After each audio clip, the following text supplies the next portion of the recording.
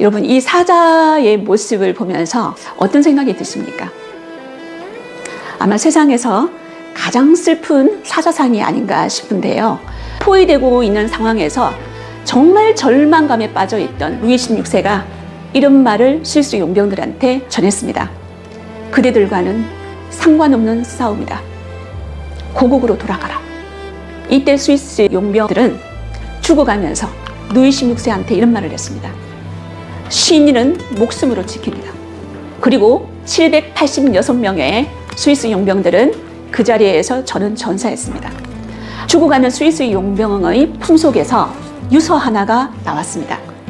그 유서에는 이렇게 쓰여져 있었습니다. 우리가 신용을 잃으면 후손들은 영원히 용병이 될 수 없기에 우리는 죽을 때까지 계약을 지키기로 했다. 그렇습니다. 그들이 목숨 바쳐 지켜낸 건 프랑스의 루이 16세가 아니라 조국 스위스의 미래였던 것입니다. 이런 스위스 용병의 신화는 스위스 은행의 신화로 이어졌는데요. 가난함의 대명사 스위스가 만든 알프스의 기적 시작하도록 하겠습니다. 세계인들이 가장 가고 싶은 나라, 그리고 가장 살고 싶은 나라, 가장 아름다운 나라, 그리고 국제기구가 가장 많이 있는 도시를 가지고 있는 나라이기도 합니다. 그 스위스가 과거에는 정말 가난했던 나라였거든요. 그런데 어떻게 해서 알프스의 기적을 만들었는지 오늘 제 강연에서 확인해 보시기 바랍니다.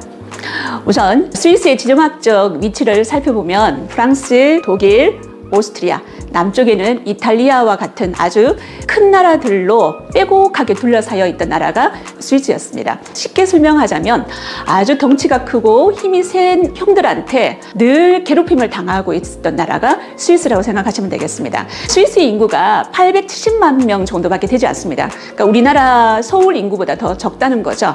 그리고 이 국토의 크기를 보자면 대한민국의 반도 안 되는 나라가 스위스입니다. 스위스를 자세히 살펴보면요, 알프스가 3분의 2를 차지하고 있죠. 이 알프스를 보유하고 있는 나라가 7개국 정도 됩니다. 프랑스, 스위스, 리히텐슈타인, 그리고 독일, 오스트리아, 슬로베니아, 이탈리아. 그런데 다른 나라들 같은 경우는 아주 적은 부분으로서 이 알프스를 보유하고 있다면 스위스 같은 경우는 국토의 3분의 2가 알프스가 차지하고 있다는 거죠. 이 알프스 산맥의 최고봉은 몽블랑입니다. 자그마치 4,800m가 넘는 아주 대단한 높이죠. 스위스에서는 어디에서 사진을 찍던 화보가 됩니다. 우리가 관광지로서 스위스를 봤을 때는 정말 아름답고 정말 살고 싶은 그런 나라겠지만 과거로 한번 돌아가 볼까요? 스위스는 늘 가난했습니다. 국토의 3분의 2가 알프스 산맥으로 둘러싸여 있고 크다란 호수가 있었기 때문에 늘 농경지가 부족했습니다. 농경지가 25% 정도밖에 되지 않았는데 겨울이 길어서 냉해가 심했다는 거죠. 경작할 수가 없었습니다. 그래서 스위스는 늘 가난하고 또 가난했습니다. 이런 가난했던 스위스가 지금은 전 세계 1위당 국민 총소득 GNI라고 하는데요. 스위스인들이 국내에서 그리고 국외에서 벌어들인 소득을 다 합친 걸 GNI라고 합니다. 그러니까 GNI 지수가 1위입니다. 대단한 나라죠. 미국을 꺾은 나라가 스위스가 되겠습니다. 이 가난함의 대명사 스위스가 만든 알프스의 기적, 어떻게 만들어졌는지 저는 두 가지를 통해서 여러분하고 이야기를 해보고자 하는데요. 첫 번째는 바로 피로 지켜낸 신효이 되겠습니다. 모르가르텐 전투라고 들어보셨습니까? 아마 되게 낯선 전투일 거라고 생각하는데요. 이 전투는 스위스의 동맹군과 오스트리아 합스부르크 가문이 벌였던 어마어마한 전투가 되겠습니다. 시기적으로 봤을 때 1315년이죠. 이 전투는 보병이 말탄 기사를 제압한 최초의 전투가 되겠습니다.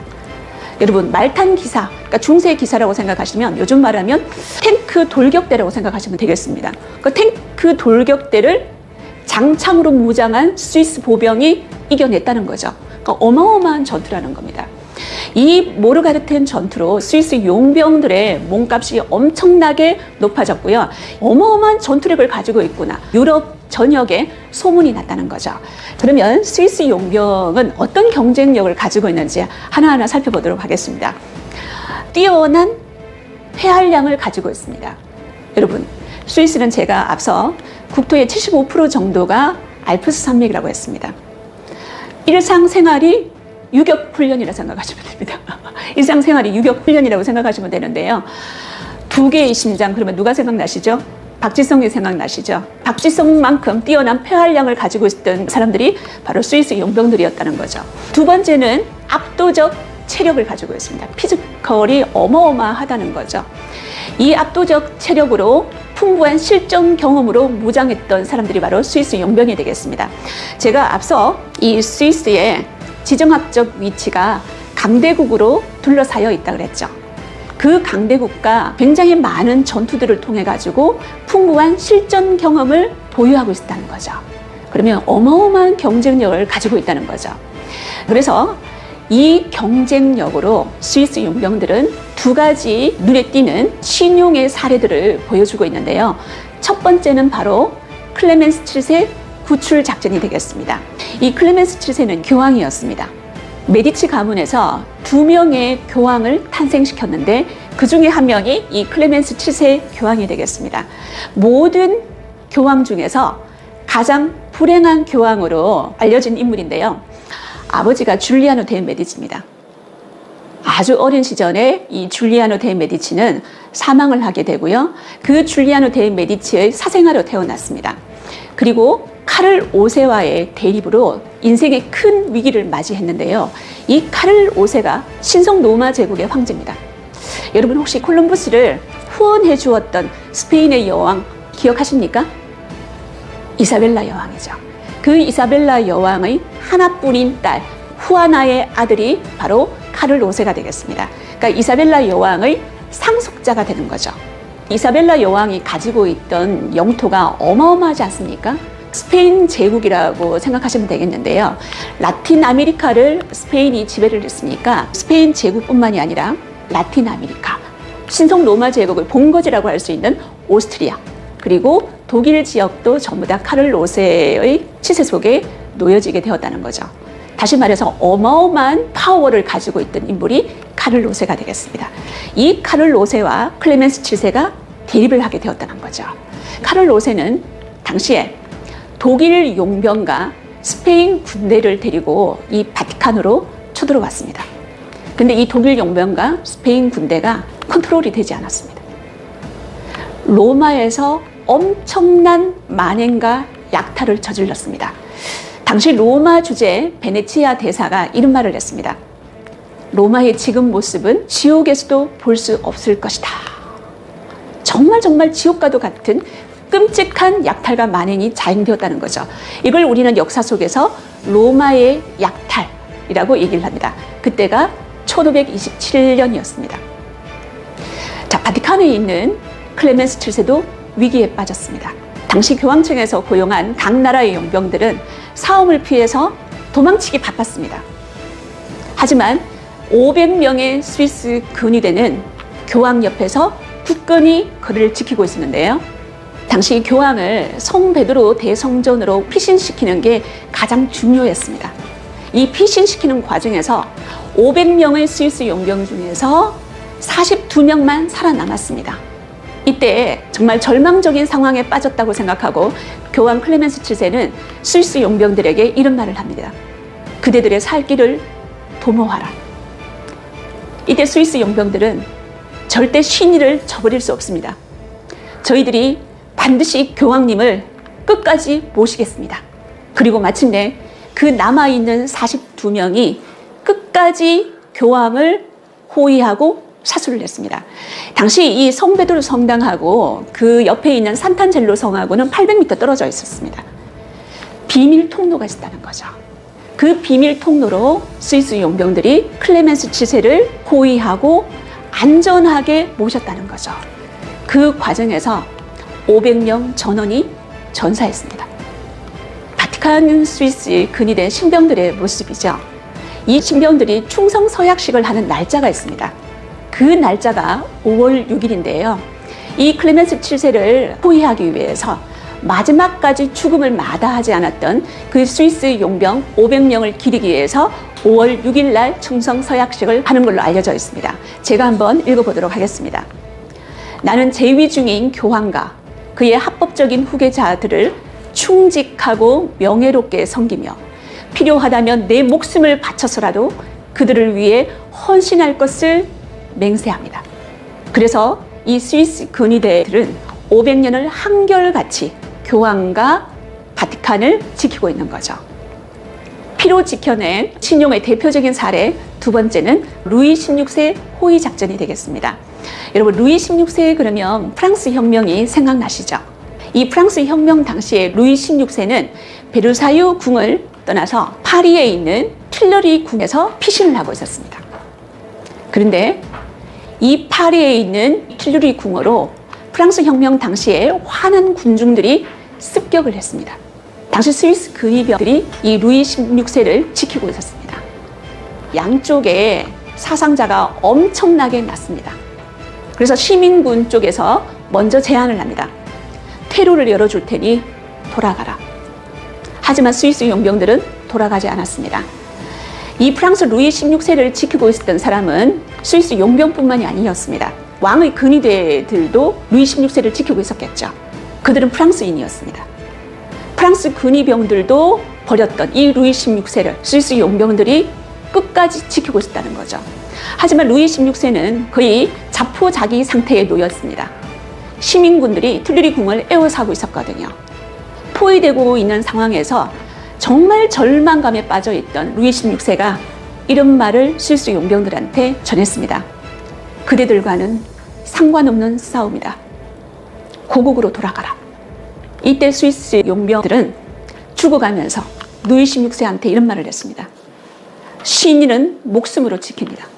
그리고 786명의 스위스 용병들은 그 자리에서 저는 전사했습니다. 하지만 전사하는 과정에서 시간을 벌어줬기 때문에 루이 16세는 무사히 다른 곳으로 탈출할 수가 있었습니다. 여러분, 이 스위스 용병들이 왜 죽음을 마다하지 않고 루이 16세를 지켰을까요? 조국이 너무 가난했기 때문이었습니다. 죽어가는 스위스 용병의 품속에서 유서 하나가 나왔습니다. 그 유서에는 이렇게 쓰여져 있었습니다. 우리가 신용을 잃으면 후손들은 영원히 용병이 될 수 없기에 우리는 죽을 때까지 계약을 지키기로 했다. 그렇습니다. 그들은 조국의 미래를 위해서 그리고 후손들의 일자리를 위해서 죽음도 마다하지 않았다는 거죠. 스위스인들에게 신용이란 죽음보다 더 큰 가치였다는 거죠. 그들의 죽음을 기리기 위해서 스위스에 가면 루체른이라는 도시가 있습니다. 그 도시에 빈사의 사자상이라는 유명한 조각이 새겨져 있다는 거죠. 죽기 직전의 모습을 우리가 빈사 상태라고 얘기하지 않습니까? 빈사의 사자상을 자세히 보시면요, 그 위에 어떤 글자가 라틴어로 씌어져 있을 겁니다. 헬베티아의 충성심과 용감함에 바친다라는 내용이 되겠습니다. 이 헬베티아는 켈트족의 한 부류인 스위스인들을 일컫는데요. 스위스인의 충성심과 용감함에 이 조각상을 바친다라고 1824년에 조각했다는 거죠. 그러면 조금 더 자세하게 한번 볼까요? 여러분, 이 사자의 모습을 보면서 어떤 생각이 드십니까? 아마 세상에서 가장 슬픈 사자상이 아닌가 싶은데요. 사자의 몸에는 부러진 화살이 박혀져 있습니다. 몸에 여러 곳에 이 화살이 박혀 있다는 거죠. 그리고 이 사자가 껴안고 있는 꺾여진 방패를 보실까요? 이 방패에는 흰 백합이 새겨져 있습니다. 프랑스 부르봉 왕실의 방패라는 거죠. 그리고 죽기 직전의 마지막 모습입니다. 숨을 헐떡이고 있는 사자의 모습이죠.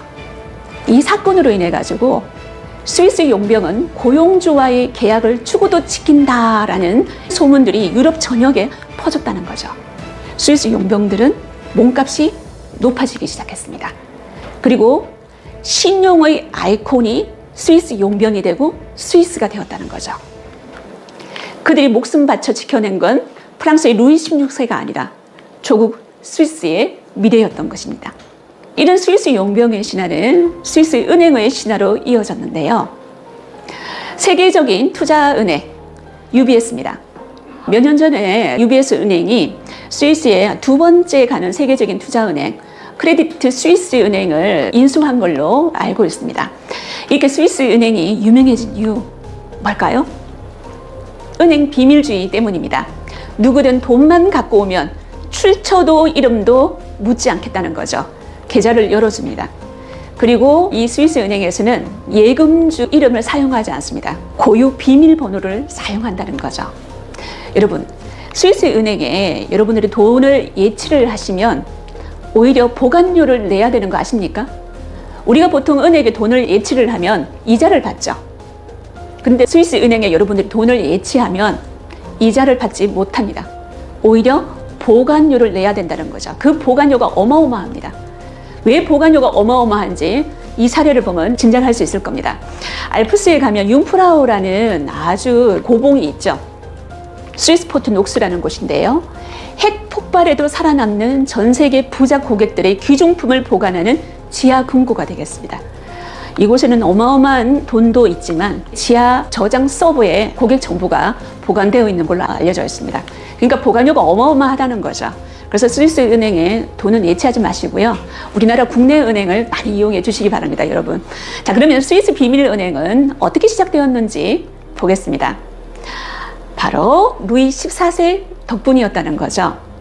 여러분, 이 유럽의 역사 속에서 프랑스는 그 주변국들의 특급 도우미 역할을 굉장히 많이 합니다.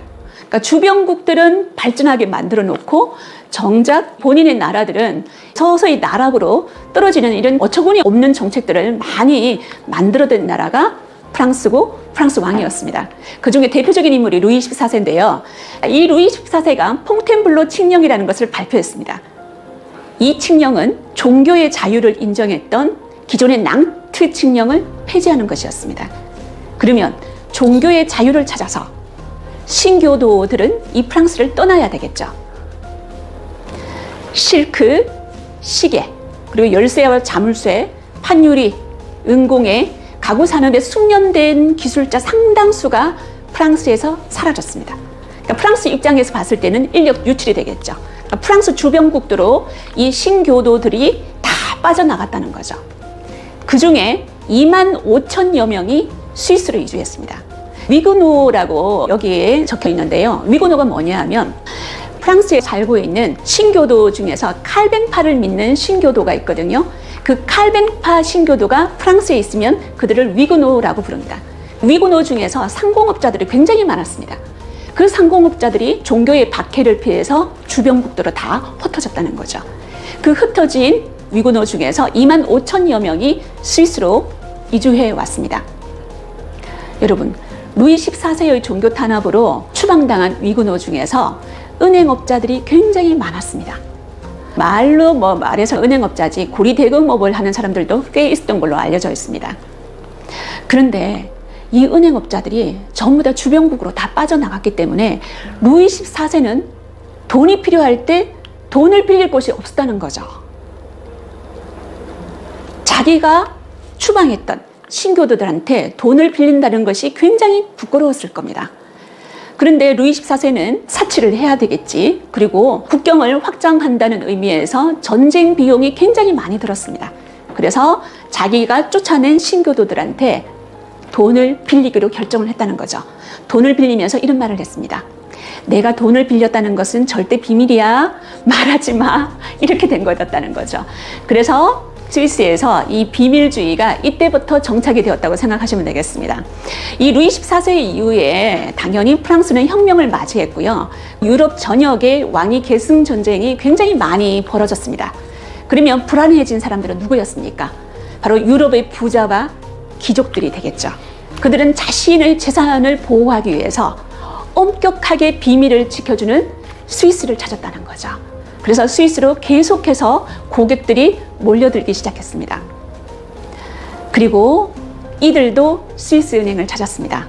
바로 유태인들이라는 거죠. 강제 수용소에 끌려가기 전에 스위스 은행의 주 고객이었던 사람들은 유대인들이었습니다. 그러니까 유대인들도 자기들의 살 길을 열어놓아야 되겠죠. 그래서 자신들이 보유하고 있는 수많은 금괴와 화폐들을 스위스 은행에 보관해 놓았다는 거죠. 이걸 누가 알았습니까? 히틀러가 알았겠죠. 그래서 이 히틀러의 나치 정권에게 스위스 은행은 협박을 당했습니다. 히틀러가 이런 말을 했습니다. 스위스 은행에 있는 유태인 계좌 정보를 나에게 넘겨라. 넘겼을까요? 안 넘겼을까요? 안 넘겼겠죠. 그렇습니다. 거부를 했습니다. 그리고요, 1934년에 금융비밀주의라고 해서 오히려 명문화시키고 법제화를 시켰다는 거죠. 은행이 고객의 정보를 공개할 경우 벌금을 물린다라는 금융비밀주의가 이때부터 만들어졌다는 겁니다. 2차 세계대전 때 스위스가 히틀러의 침공을 피할 수 있었던 이유, 우리는 보통 스위스가 영세 중립국이었기 때문에 피했다라고 생각할 수가 있습니다. 그런데 2차 세계대전 때 영세 중립국을 표방했던 벨기에가 히틀러의 침공을 당했던 걸 우리가 상기를 해보면 그것만이 이유가 아니었다는 거죠. 바로 이게 이유가 되었습니다. 스위스 프랑과 스위스 은행 때문에 스위스는 히틀러의 침공을 피할 수가 있었습니다. 왜냐하면 당시 유럽 전역은 전쟁 화마 속에 놓여 있었기 때문에 독일의 마르크화라든지 영국의 파운드화는 신용도 면에서 그 가치가 바닥을 치고 있었다는 거죠. 주변국의 어떤 나라들도 마르크화를 받아들이려고 하지 않았고요. 영국의 파운드화를 받아들이려고 하지 않았습니다. 달러도 마찬가지였습니다. 근데 이 히틀러는 전쟁을 계속 유지하기 위해서는 전쟁 물자가 필요했겠죠. 군수 물자를 사야 됩니다. 그 중에서 가장 많이 필요했던 게 석유입니다. 이 석유는 중동의 부자들을 통해서 구입을 해야 되는데요.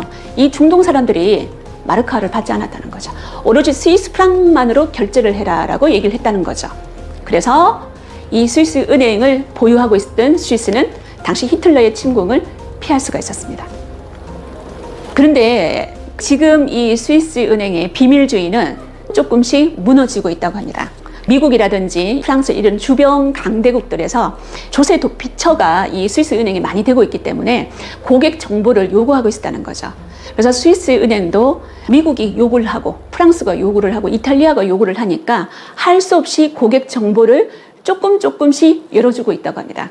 두 번째는요, 고부가가치를 향한 혁신이 스위스를 알프스의 기적으로 만들었다는 거죠.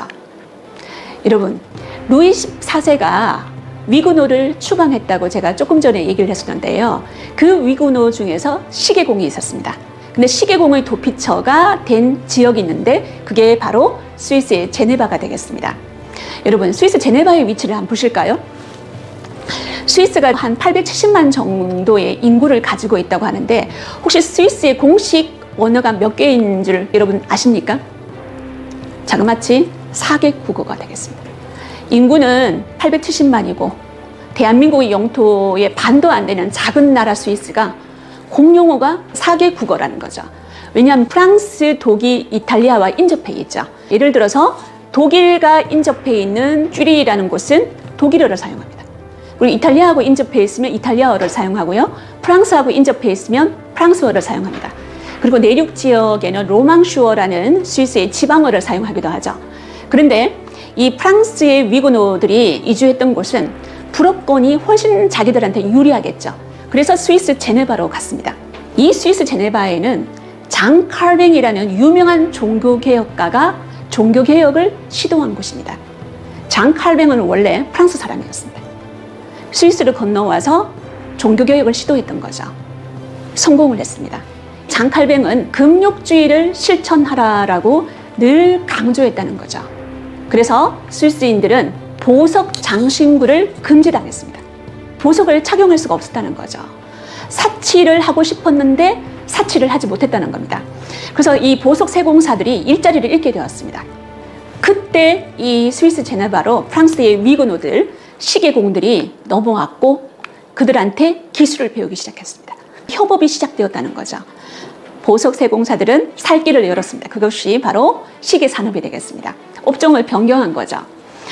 여러분, 이 스위스의 시계가 다른 나라에서 만든 시계하고 조금 다른 게 있습니다. 태엽이 있다는 거죠. 그러니까 작은 태엽과 톱니바퀴로 이 손목 시계가 움직여요. 시계바늘이 움직인다는 거죠. 스위스 장인들이 그것을 해냈습니다. 스위스는 겨울이 굉장히 길죠. 그 긴 겨울에 산지로 덮여 있어서 너무나 험준합니다. 바깥이 아니고 실내에서 할 수 있는 여러 가지 수공업들을 생각해냈다는 거죠. 그 중에 하나가 바로 시계 산업이었습니다. 여러분 혹시 손목에 있는 줄 모르겠습니다. 확인을 한번 해볼까요? 롤렉스, 오메가, 파덱 필립, 저는 처음 들어보는 시계 브랜드도 있습니다. 이런 수많은 명품 브랜드의 본사가 있는 곳이 스위스인데요. 스위스에서 이 시계들이 차지하고 있는 연 매출이 31조 원입니다. 31조 원. 그러니까 시계의 나라 스위스가 된다는 거죠. 여러분, 이 알프스에는 수많은 화초들이 자라고 있습니다. 이 화초들을 가지고 스위스는 염색 산업이 굉장히 많이 발전을 했었거든요. 염색 산업이 발전을 하니까 늘 알프스에 가서 염색용 식물을 채취해야 됐었습니다. 근데 식물을 채취하다 보니까 이곳에 약초가 많다는 것을 스위스인들이 깨달았다는 거죠. 그 약초를 가지고 약초를 판매한 게 아니라 알약으로 만들어 버렸다는 거죠.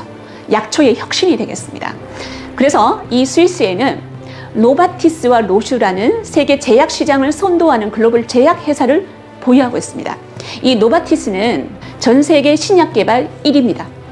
그리고 로슈라는 이 제약 회사는요, 항암제 아시죠? 항암제 개발로 이름 높은 제약 회사가 로슈라고 알려져 있습니다.